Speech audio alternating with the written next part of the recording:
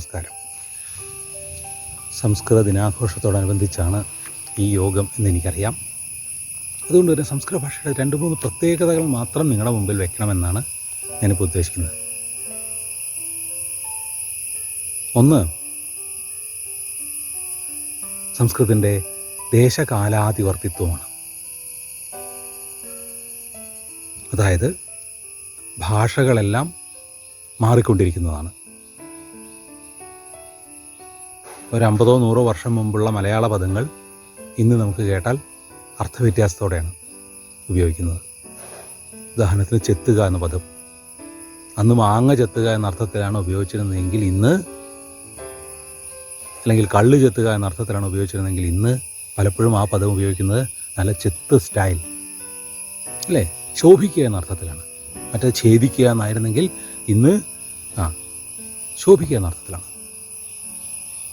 ഒരു 400 വർഷം മുമ്പുള്ള ഷേക്സ്പിയറിൻ്റെ കാലത്തെ ഒരു ഇംഗ്ലീഷ് നമുക്ക് മനസ്സിലാവണമെങ്കിൽ ഇന്ന് പ്രത്യേക ട്രെയിനിങ് വേണം.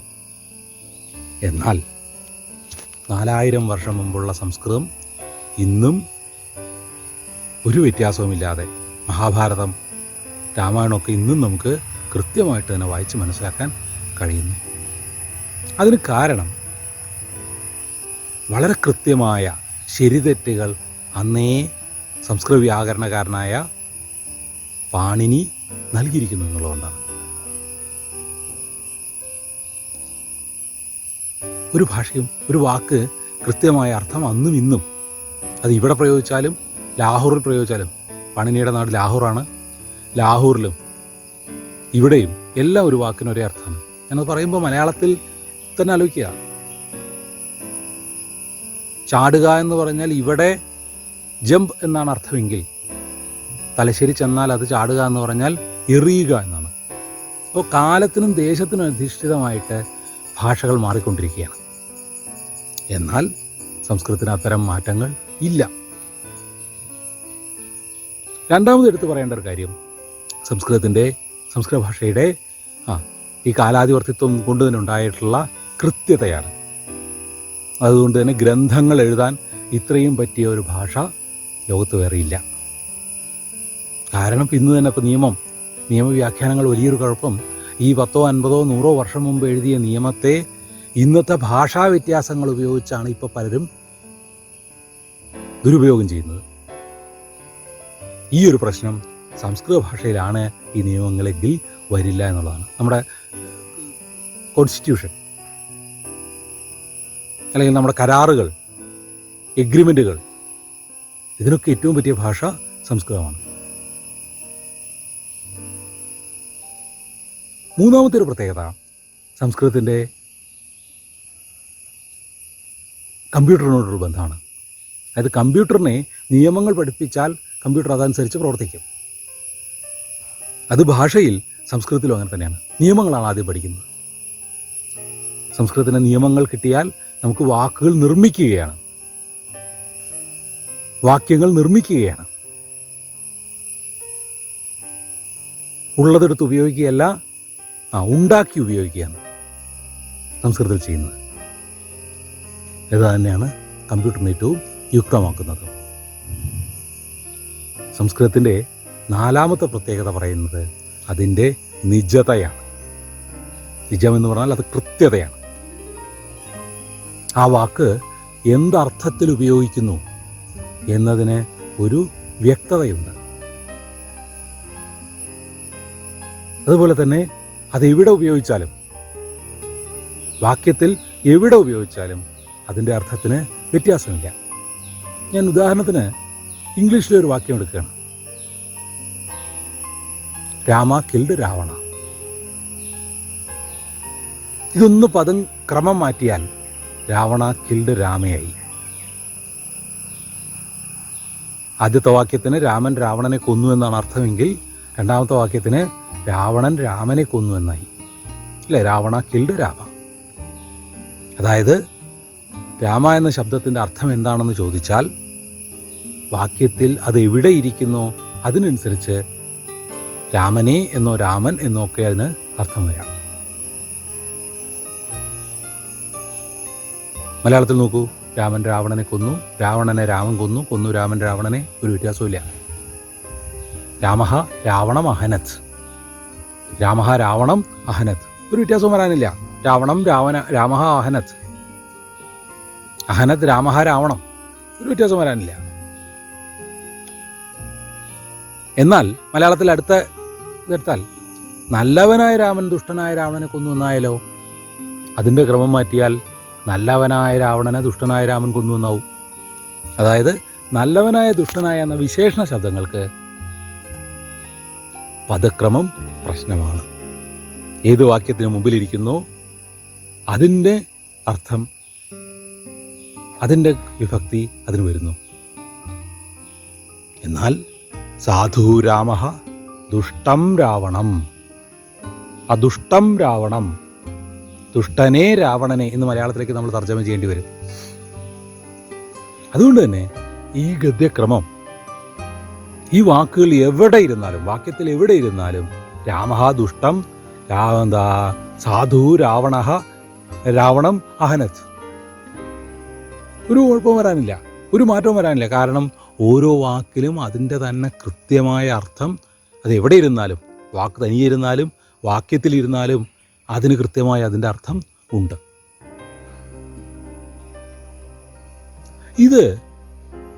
ഇത്തരം പ്രത്യേകതകളൊന്നും ലോകത്തെ മറ്റു ഭാഷകൾക്ക് വളരെ കുറച്ചേ അവകാശപ്പെടാൻ പറ്റൂ. ഈ കൃത്യത, ഈ സൂക്ഷ്മത, ഈ കാലാതിവർത്തിത്വം, ഈ ദേശകാലങ്ങളെ അതിജീവിക്കുന്ന ഈ നിലപാട്, അതുകൊണ്ട് സംസ്കൃതം മൃതഭാഷയാണെന്ന് പലരും പറയും. അവിടെ വളരുന്നില്ല എന്നുള്ളതാണ്. സംസ്കൃതം വളരാത്ത പ്രശ്നമല്ല. സംസ്കൃതത്തിന് മൃതമാണെങ്കിൽ അത് കുറച്ച് കഴിഞ്ഞാൽ ചീഞ്ഞു തുടങ്ങും, അല്ലേ? മരിച്ചു കഴിഞ്ഞാൽ കുറച്ച് കഴിഞ്ഞാൽ അത് ചീഞ്ഞു പോകും. എന്നാൽ സംസ്കൃതം ചെയ്യുന്നില്ല. സംസ്കൃതം അതിൻ്റെ സനാതനത്വം എന്നെന്നും നിലനിൽക്കുന്ന അവസ്ഥ പ്രാപിച്ചു കഴിഞ്ഞൊരു ഭാഷയാണ്. അതിലേക്ക് എത്ര വേണമെങ്കിൽ കൂടും. സമുദ്രം പോലെയാണ്. സമുദ്രം വളരുന്നില്ല എന്ന് ആരെങ്കിലും പറയാറുണ്ടോ? അതുപോലെയാണ് സംസ്കൃതം. അതിലേക്ക് എത്ര വേണമെങ്കിൽ നദികൾക്ക് വന്ന് കൂടാം. സമുദ്രനിരപ്പ് ഉയരുന്നത് വളരെ ചെറുതായി, അത് പുറമേക്ക് നമ്മൾ കാണില്ല എന്നതുപോലെ. കൂടുതൽ ദീർഘിപ്പിക്കുന്നില്ല. എല്ലാവർക്കും സംസ്കൃത ദിനാശംസകൾ നേർന്നുകൊണ്ട് നിർത്തുന്നു.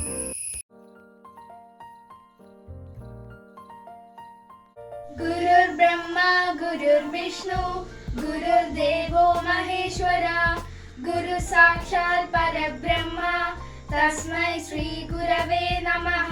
നമസ്തേ. അദ്യ സംസ്കൃത ദിനം. വയം സംസ്കൃതെ ഭാഷണം കുർമഃ. भवतः नाम किम्? मम नाम निरञ्जन. मम नाम प्रणव. नाम केशव. भवत्यः नाम किम्? मम नाम मीरा. मम नाम सिया. मम नाम देवप्रिया. भवती का? अहं छात्रा. भवान् कः? अहम् अपि छात्रा. भवती कस्मिन् कक्षायां पठति? अहम् अष्टमकक्षायां पठामि. कस्मिन् विद्यालये पठति? अहं भवन्स् विद्यालये पठामि. भवान् कुत्र वसति? अहं त्रिशूर् नगरे वसामि. भवती कुत्र वसति? त्रिशूर् नगरे वसामि. तव पिता किम् उद्योग करोति? मम पिता अभियान्त्रिकी. माता किम् उद्योग करोति? मम माता नृत्यं करोति. तः पितुः नाम किम्? मम पितुः नाम बिजलेश. भवती मातुः नाम किम्? मम माता रेखा. तव गृहे के सन्ति? मम गृहे माता पिता भगिनी च सन्ति. भगिन्याः नाम किम्? मम नाम मीरा. तेभ्यो संस्कृतदिनाशंसाः. धन्यवादः. അവനിതലം പുനരവതീർണാസ്യത് സംസ്കൃതഗംഗാധാരാ ധീരഭഗീരഥവംശോസ്മാകം വയം തു കൃതനിർധാരാ വയം തു കൃതനിർധാരാ. അവനിതലം പുനരവതീർണാസ്യ സംസ്കൃതഗംഗാധാരാ धीरभगीरथवंशोऽस्माकं वयं तु कृतनिर्धारा वयं तु कृतनिर्धारा अवनितलं पुनरवधीनास्य संस्कृतगङ्गाधारा धीरभगीरथवंशोऽस्माकं वयं तु कृतनिर्धारा वयं तु कृतनिर्धारा निबदतु पण्डितहरशिरसि प्रवहतु नित्यमिदं वचसि निबदतु पण्डितहरशिरसि प्रवहतु नित्यमिदं वचसि प्रविशतु वैयाकरणमुखं पुनरपि वहता जनमनसि पुत्रसहस्रं समुद्रदं स्यात् यान्तु च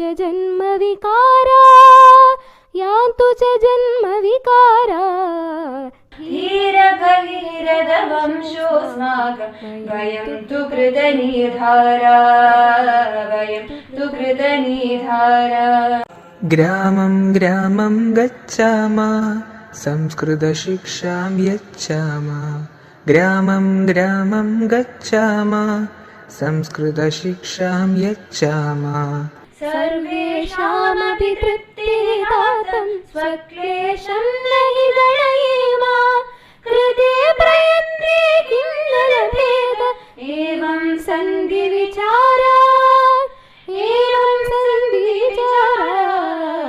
धीरभगीरथवंशोऽस्माकं वयं तु कृतनिर्धारा वयं तु कृतनिर्धारा अवनितलं पुनरवधीनास्य संस्कृतगङ्गाधारा धीरभगीरथवंशोऽस्माकं वयं तु कृतनिर्धारा वयं तु कृतनिर्धारा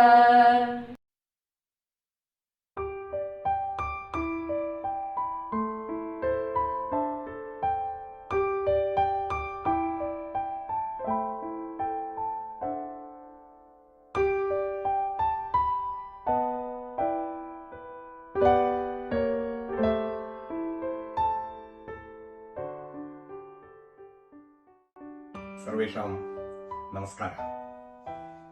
संस्कृत सप्ताह सन्दर्भे भवद्भिः सह संस्कृतस्य वैभवविषये किञ्चित् चिन्तनार्थम् अत्यन्तम् आनन्दम् अनुभवामि। संस्कृतं भारतस्य सांस्कृतिकभाषा इति स्थानम् अलङ्करोति। भारतस्य अवगमनार्थम् अथवा भारतीय संस्कृतेः अवगमनार्थम् संस्कृतस्य अवगमनम् अनिवार्यमस्ति।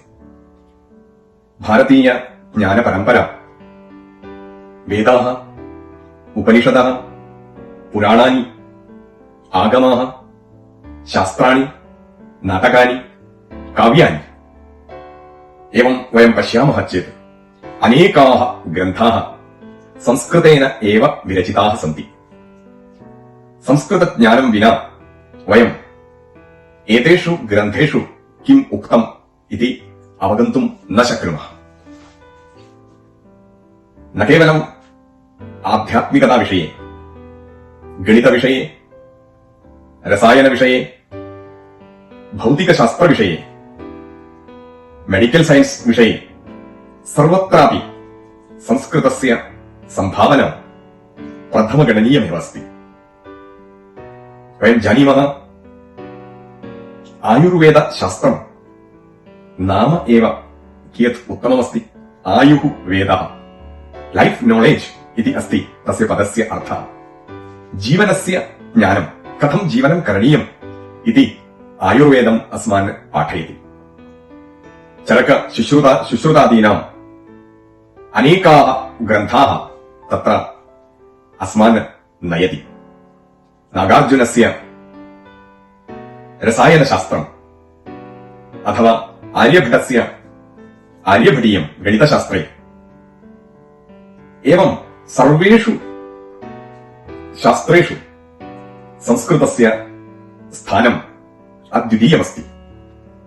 तस्मात् भारतात् बहिः अधुनापि संस्कृते विद्यमान योगशास्त्रम् अथवा वेदान्तशास्त्रम् अथवा आयुर्वेदशास्त्रम् इत्यादि विषयेषु भारतं जनाः अभिमानेन पश्यन्ति।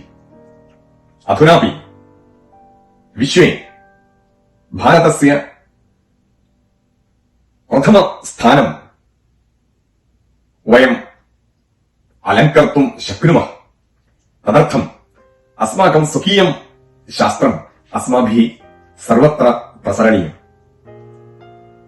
वयं पश्यामः चेत् अवगन्तुं शक्नुमः एतानि सर्वाणि शास्त्राणि तेषां मूलग्रन्थाः संस्कृतभाषायाम् अस्ति। वयं संस्कृतभाषां न अवगच्छामः चेत् एतानि पुस्तकानि एकत्र स्थापयित्वा केवलं पूजां कर्तुं शक्नुमः, किन्तु पुस्तकानि विग्रहं पश्यामः चेत् अवगन्तुं शक्नुमः एतानि सर्वाणि शास्त्राणि तेषां मूलग्रन्थाः संस्कृतभाषायाम् अस्ति। वयं संस्कृतभाषां न अवगच्छामः चेत्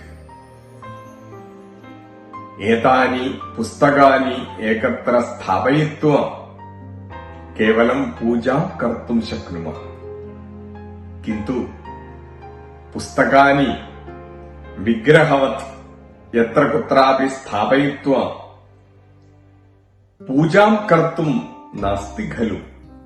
तेषाम् अध्ययनं करणीयम्, अवगमनं करणीयम्। तत्र विद्यमानज्ञानम् अस्माकं जीवने यदा भवति तदा एव जीवनं प्रफुल्लितं भवति। नो चेत् तत्सर्वमपि घटे विद्यमान दीपवत् प्रकाशं दातुं न शक्नुवन्ति। तस्मात् अस्माभिः सर्वैः अस्मिन् सन्दर्भे एका प्रतिज्ञा स्वीकरणीया। प्रथमतया वयं सर्वेपि संस्कृतं पठामः, न केवलं पठामः, अनन्तरं संस्कृतं पाठयामः। संस्कृतस्य अध्ययनं, संस्कृतस्य अध्यापनम् एतत् द्वयम् अस्माकं जीवनव्रतं भवेत्। वयं भारतीयाः तादृशकार्यं कुर्मः चेत् अनतिविदूरकाले विश्वे सर्वत्र पुनरेकवारम् अस्माकं भारतमाता विश्वस्य गुरुस्थाने पुनः अपि स्थानं प्राप्नोति। तदर्थं वयं सर्वे मिलित्वा प्रयत्नं कुर्मः। अधुना अहम् अमेरिकायां संस्कृतप्रचरणकार्ये कार्यं कुर्वन् अस्मि। भारते अपि विश्वस्य बहुषु देशेषु बहवः निरन्तरं संस्कृतप्रचरणकार्यं कुर्वन्ति। न केवलं संस्कृतप्रचरणकार्यं, संस्कृतस्य पाठनं, संस्कृतस्य पठनं च बहवः विश्वस्य बहुषु स्थानेषु आचरन्ति। तत्र अहमपि संस्कृत मातुः सेवां कर्तुं भाग्यं प्राप्तवान्। तादृशं कार्यं कुर्वन् एक लघु दीपस्य ज्वालनं वयम् अस्मिन् देशे कर्तुं प्रयत्नं कुर्वन्तः स्मः। भारतस्य संस्कृतिः अमेरिकायाम् अपि बहुषु स्थानेषु अद्य वयं द्रष्टुं शक्नुमः।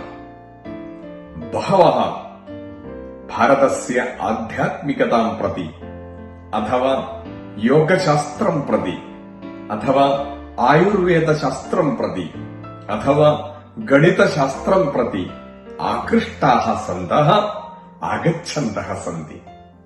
तस्मिन् कार्ये अग्रे अपि तान् नेतुं बहूनां संस्कृत चित्तानां संस्कृत कार्यकर्तॄणाम् आवश्यकता अस्ति। अद्य अस्मिन् सन्दर्भे संस्कृत सप्ताह आचरण सन्दर्भे सर्वेषां मनस्सु वाग्देवी सरस्वती तादृशीं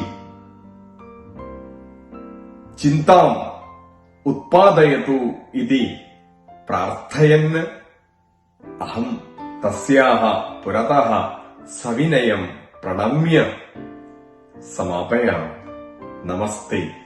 जयतु संस्कृतं, जयतु मनुकुलम्।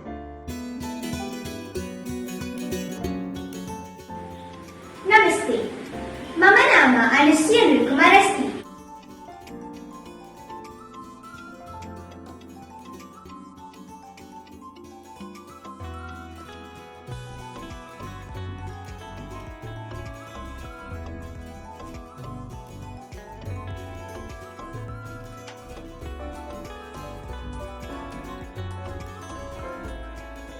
नमस्ते, मम नाम इनेशः अस्ति।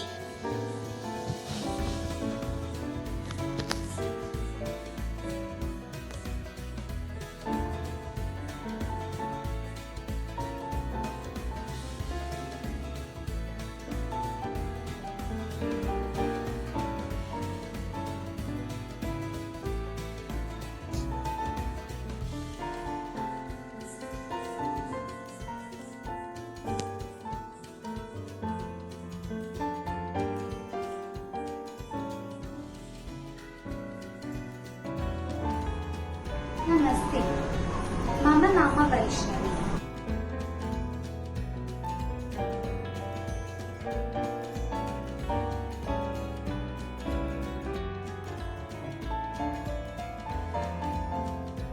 नमस्ते, मम नाम वैलेंटिना रोजन अस्ति।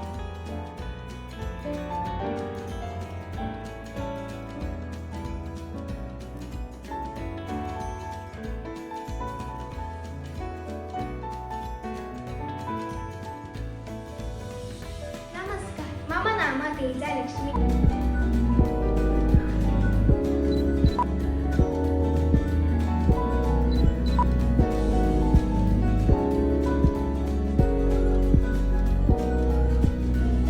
नमस्ते, मम नाम रोहितः।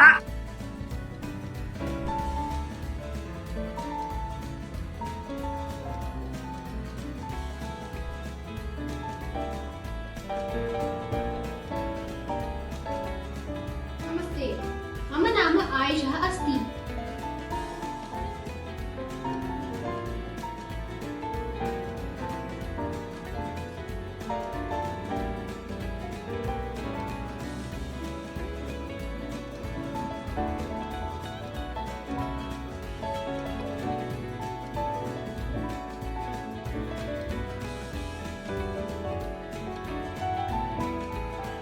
नमस्ते, मम नाम भद्रा।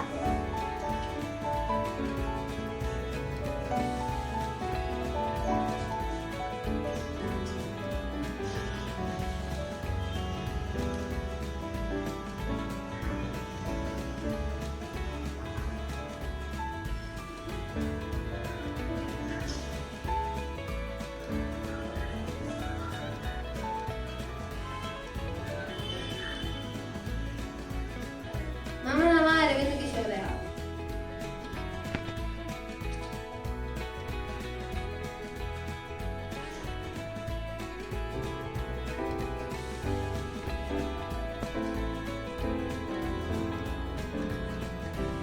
नमस्ते, मम नाम ऐश्वर्या।